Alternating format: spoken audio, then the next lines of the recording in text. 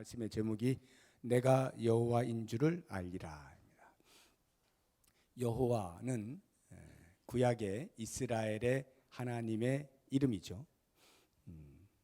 모세가 이스라엘 백성들에게 갈 때 내가 당신을 어떻게 소개할까요? 했더니 여호와라.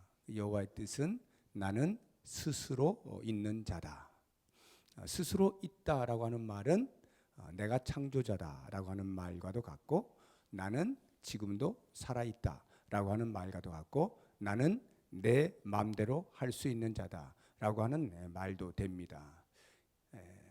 내가 여호와인 줄을 알리라라는 말씀은 에스겔 선지자에게 이스라엘 백성들에게 전해줄 말씀을 주실 때에 그들의 죄악 때문에 내가 반드시 그들을 심판하겠다라고 하시면서 그 심판하는 것을 통하여서 이스라엘 백성들은 내가 여호와인 줄을 알 것이다 라고 말씀하는 거거든요.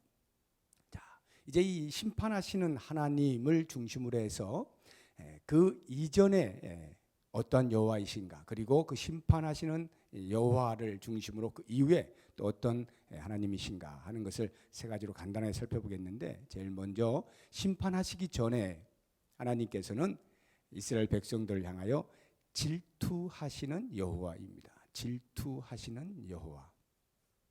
하나님께서는 당신의 백성들이 당신이 아닌 다른 손으로 만든 우상을 섬기는 것을 싫어하셔요. 어느 정도 싫어하시냐면 끔찍히 싫어하십니다. 징그러울 정도로 싫어하시는 거예요. 그래서 당신의 백성들이 우상을 섬기게 되면 눈 뜨고 참아 볼 수가 없어서 하나님께서 질투를 하시는 겁니다. 이거는 우리 감정을 가진 인간들로 하여금 이해 가능한 말로 표현을 해놓는 거예요. 우리 인간들의 마음에 내가 사랑하는 사람이 있는데 그 사람이 나를 사랑하지 않고 다른 사람과 눈이 맞으면 어떻게 되겠어요? 제 마음에서 질투가 불같이 일어나지 않겠습니까? 이런 인간의 감정을 이해할 수 있도록 표현하는 것이 질투라, 이렇게 이제 하나님께서 당신 스스로를 이야기하시는 거예요. 하나님께서 이스라엘 백성들을 그만큼 사랑하시기 때문에 하나님께서 그들이 하나님을 사랑하기 이전에 먼저 사랑하셨기 때문에 그 사랑에 걸맞는 반응이 오지 아니할 때 오히려 그 하나님을 무시하고 다른 우상들을 섬기고 사랑하고 짝하고 나아갈 때 그것을 견디지 못하시는 거예요. 마치 내 사랑이 빼앗겼다라고 생각을 하시는 것과도 같은 겁니다. 내 사랑이 뺏겼다는 순간에, 그 생각이 드는 순간에 인간의 마음이 어떻습니까? 상처를 입지 않습니까? 그런 것처럼 하나님의 마음이 상처를 입는데, 그 표현이 한번 9절에 보세요. 9절 중간쯤 보시면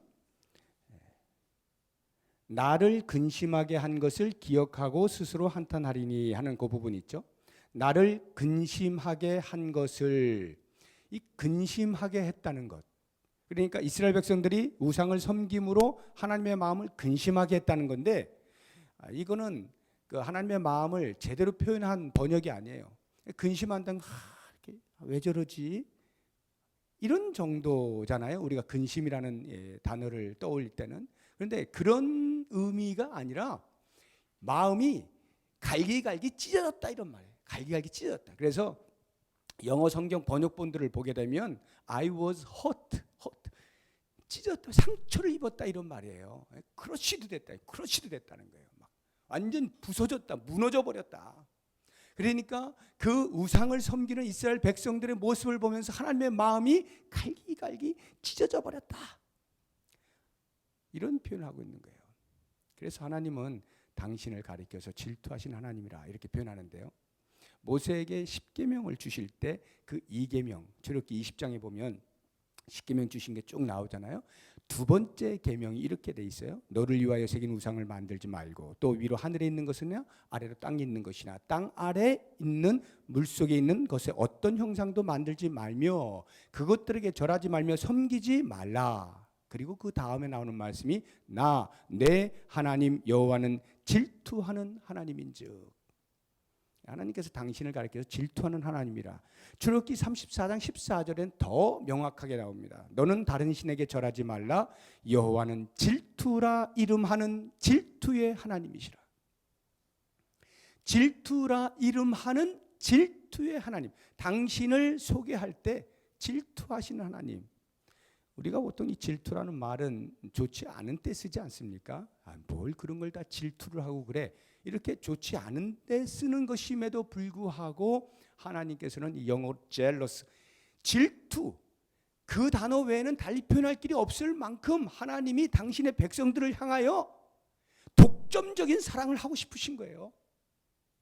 그런데 한눈을 팔면, 딴짓을 하면 이 하나님의 마음이 막 불같이 타오른다 이런 말이에요. 그래서 여러분, 이 질투하시는 하나님을 우리가 알아야 돼요. 어떤 여호와 하나님이시냐? 질투하시는 하나님이시다. 하나님을 질투하게 만들면 안 되는 거예요. 우리가 한눈을 파는 순간 하나님은 질투가 시작이 되는 겁니다. 내 안에 어떤 다른 우상이 있습니까? 그런 우상들에게 한눈을 파는 순간 하나님의 질투가 시작된다는 것을 꼭 기억을 하시고요.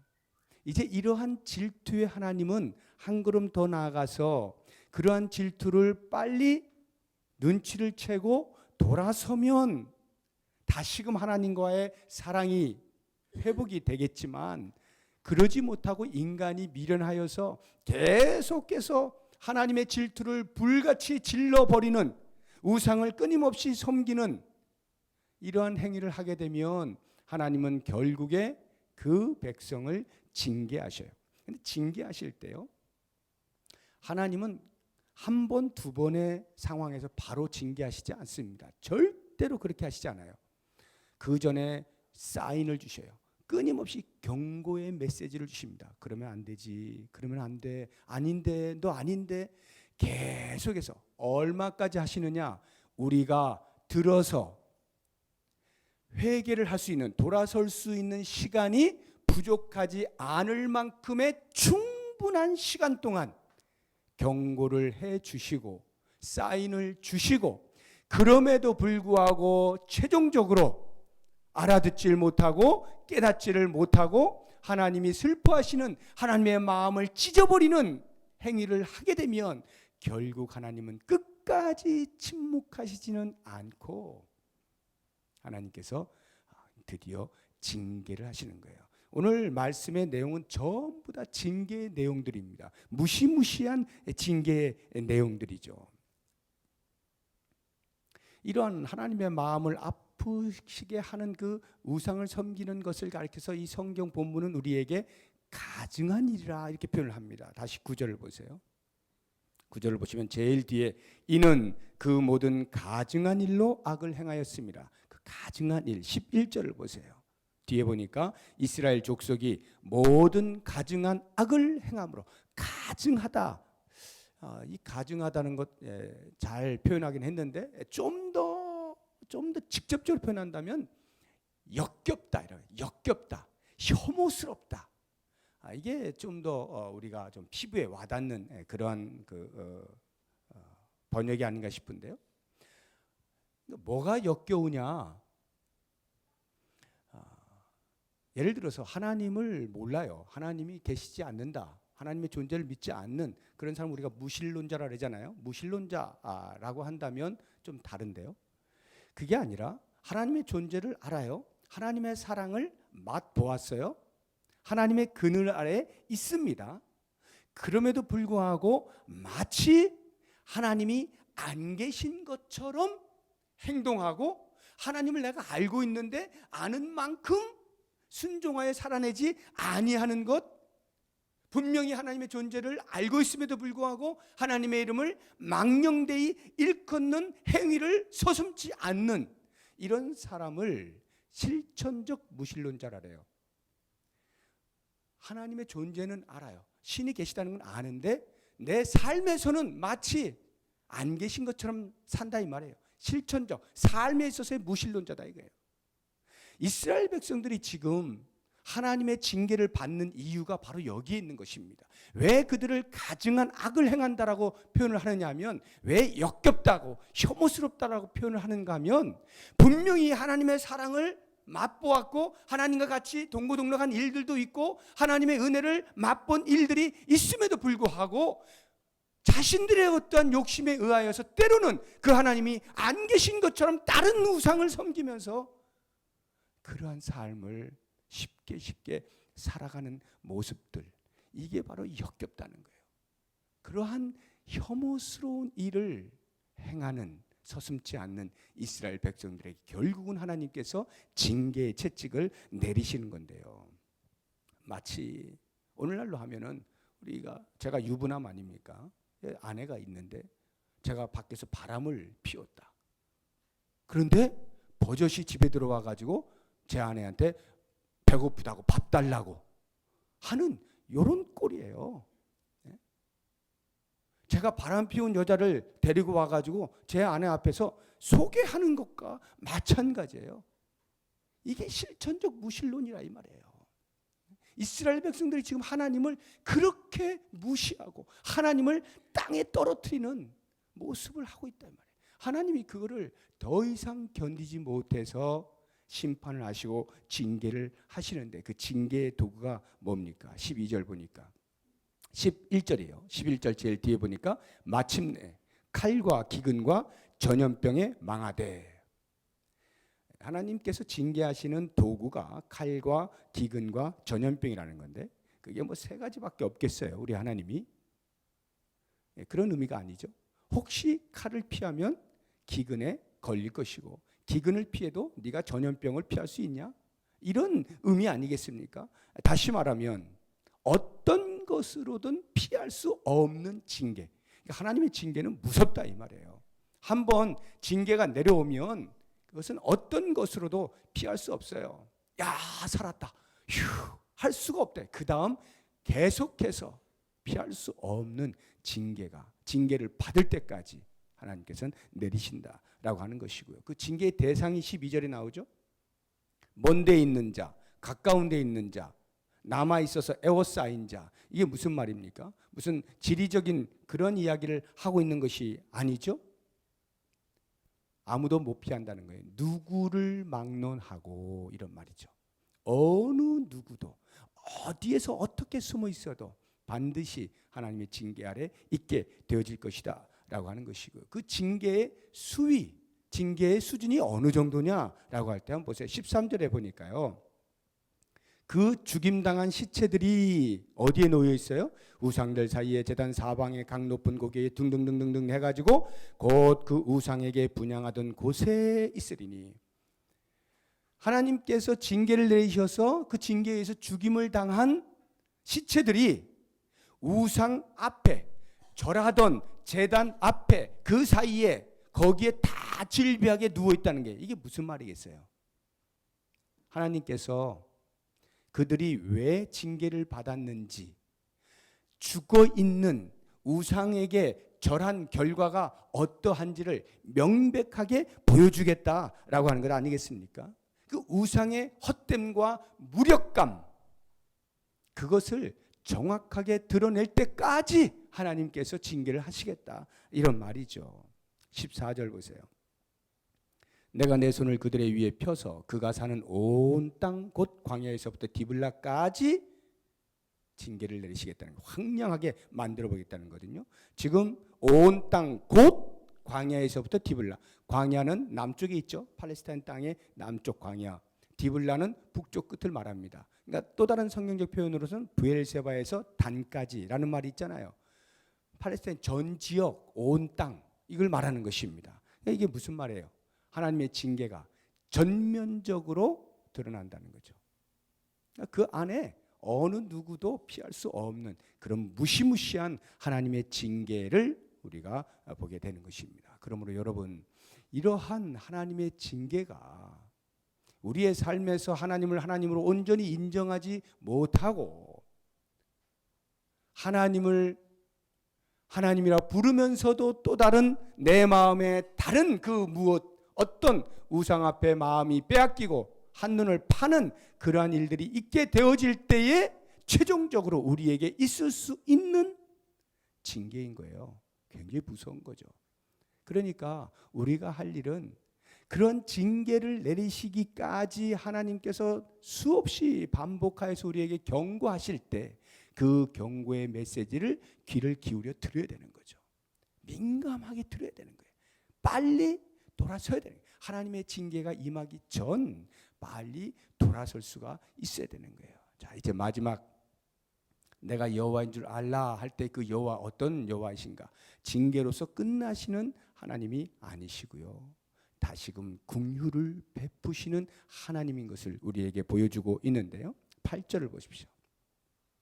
8절 보니까 그러나 너희가 여러 나라에 흩어질 때 내가 너희 중에서 칼을 피하여 이방인들 중에 살아남은 자가 있게 할지라. 살아남은 자가 있게 할지라. 노아의 시대에 죄가 관영하여서 하나님께서 물로 세상을 심판하시겠다 하시지 않습니까? 그러나 그 심판에도 불구하고 노아와 그 가족들 남겨두시잖아요. 이렇게 남은 자가 있는 거예요.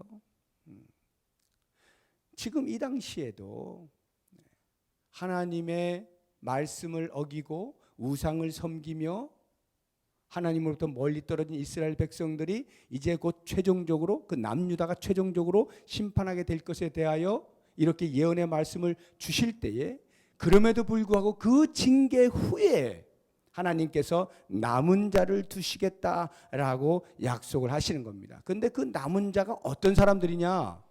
그 자체로 선한 사람들이어서 하나님이 남겨두시느냐? 아니요, 그렇지 않아요. 모두가 똑같은 범죄를 저질렀음에도 불구하고 하나님께서 남겨두셔요. 이게 긍휼이라는 것인데요. 그래서 그 남은 자들이 어떻게 하느냐? 다시 9절을 보십시오. 그들이 음란한 마음으로 나를 떠나고 음란한 눈으로 우상을 섬겨 나를 근심하게 한 것을 기억하고, 그 다음부터 스스로 한탄하리니 이는 그 모든 가증한 일로 악을 행하였습니다. 자신들의 행한 바가 얼마나 가증한 것이었는지, 하나님 보시기에 얼마나 역겨운 것이고 얼마나 혐오스러운 것이었는지를 알게 되면서 가슴을 치는 거예요. 스스로 한탄을 하는 겁니다. 한탄이 뭐예요? 자기 자신을 너무너무 싫어하는 거예요. 자기 스스로를 너무 미워하는 거예요. 어떻게 내가 그럴 수 있었단 말인가? 라고 통탄을 하는 겁니다. 다시 말하면 자신의 지은 죄에 대하여 철저하게 자복하는, 회개하는 이 사람. 남은 자는 반드시 이와 같은 회개의 자리에 이르게 되어 있어요. 자신의 영적인 간음을 깨닫는 거죠. 그리고 하나님의 마음을 아프시게 한 자신의 가증한 일에 대하여 스스로 가슴을 찢어내는, 한탄하는 일을 하는 것이죠. 하나님의 긍휼이 사람으로 하여금 자기를 돌아보게 만들고 자신이 지은 죄를 깨닫게 만들고, 그리고는 그것으로부터 떠나게 만드시는 여호와 하나님, 긍휼의 풍성하신 여호와 하나님. 그러므로 여러분, 혹시라도 내 삶에 있어서 내가 하나님 아닌 다른 그 무엇을 섬기거나 사랑하거나 마음이 빼앗긴 적이 있다면 신속하게 그 죄를 인정하고 그것으로부터 돌아서는 게 필요합니다. 여러분, 이 죄를 인정한다는 게 말같이 쉽지가 않아요. 모르겠어요. 혹 하나님 앞에 자기의 죄를 인정하는 것은 가능할지 모르겠어요. 하나님과 나 사이니까. 그런데요, 죄를 인정하는 게 사람들 앞에서 인정해야 되는 상황이 발생했을 때는 이게 쉽지가 않아요. 왜 우리가 다윗을 성군이라 합니까? 다윗은요, 정말 오늘날로 말하면 그냥 밟아서 죽여도 시원찮을 만큼 큰 죄를 지은 사람이에요. 아무리 훌륭한 짓을 했다 할지라도, 훌륭한 일을 많이 했다 할지라도 그가 행한 일은 그저 한 여자를 간음한 것뿐만이 아니라 그 간음한 여인 때문에 남편을 죽여야만 했고, 그래서 그것을 계속해서 은폐해야 되는 어마어마한 죄를 지은 사람이에요. 그러니까 갖다 놓고 밟아버려야 될 정도의 그러한 죄를 지은 사람인데도 불구하고 왜 다윗을 성군이라고 하는가? 왜 다윗을 하나님께서는 그의 전 삶을 통틀어서 내 마음에 합한 자라고 이야기하는 이유가 뭡니까? 그가 나단 선지자로부터 죄를 지적받았을 때 그 앞에서 변명하지 아니하고 더 감추지 아니하고 그대로 자기 자신을 드러내고 고백하고 하나님 앞에 말할 수 없는 눈물을 쏟아낸 진정한 회개를 보였기 때문에 자신의 죄를 인정하는, 여러분 죄를 짓지 않는 사람이 최고로 훌륭한 사람이에요. 제일 거룩한 사람이고 위대한 사람이에요. 그런데 만약 죄를 지었다고 하면 그 다음 위대한 사람이 뭐겠어요? 그 죄를 인정하고 돌아서는 사람입니다. 그런 면에서 다윗이 위대하다는 거예요. 여러분 우리 자신을 보세요.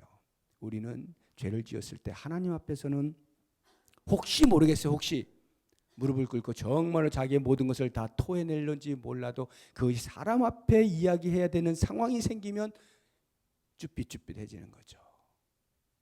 머뭇거려지는 거예요. 야, 이걸 사람들이 알게 되면 내 이게 체면이 지금까지 나의 지금 쌓아온 이 커리어가 다 어디로 가버리는 것인가, 이 생각하면요 아찔하니까 차마 입을 떼지 못하는 일들이 있을 수 있어요. 그런데요 참 죄인은 정말 자기가 죄인이라고 하는 것을 깨닫고 하나님 앞에서 돌아서야 되겠다고 작정한 사람은 그런 게 보이지 않는 거예요. 그런 자기 체면이 보이지가 않는 거예요. 그리고 그 하나님 앞에 그냥 엎드려서 눈물 콧물 다 쏟는 거죠. 침상이 눈물로 떠나갈 정도의 그러한 진실한 회개가 있게 되어지는 것입니다. 바로 그러한 사람들에게 하나님의 긍휼은 계속해서 넘쳐나는 거예요. 여러분 누가복음 15장에 보면 돌아온 탕자 이야기가 있잖아요. 그 탕자가 내가 다시 아버지 집으로 가야 되겠다. 내가 여기서 이 미련하게 이렇게 살다가 줄여 죽느니 차라리 아버지에게 가서 품꾼의 하나로라도 쓰임 받으면 그나마 낫겠다. 아버지의 집을 생각하고 돌아가는 그 발걸음에 아버지가 어떻게 해요? 너 임마 왜 그렇게 했어? 어째서 따지는 거 없어요. 그가 뭐 잘못한 게 없어서 따지지 않았겠습니까? 지금 그에게 필요한 것은 그게 아니라 아버지의 긍휼이잖아요. 품이잖아요. 그러니까 먼 데서 아버지가 먼저 보고 달려가서 측은히 여기고 그를 안고 목을 껴안고 입을 맞추는, 하나님은 우리에게 이와 같은 긍휼을 베푸시는 분이에요. 그러므로 여러분 혹시라도 내가 하나님보다 더 사랑했던 다른 우상을 섬기는 일이 있었다고 한다면, 그래서 하나님의 징계 아래 있다고 하면 더 이상 머뭇거리지 마시고 신속히 주 앞에 나의 모든 죄를 고백하고 무릎을 꿇고 하나님의 긍휼을 구하고 그 긍휼의 풍성하신 하나님을 경험하면서 다시금 새로운 삶으로의 길을 걸어갈 수 있기를 바랍니다. 오늘 하나님께서 주신 말씀을 통해서 과연 내가 알고 있는 여호와는 어떤 분이신가 꼭 기억하시고 그 하나님을 내 마음에 모시고 오직 주님만 사랑합니다 고백할 수 있는 일이 있기를 바랍니다.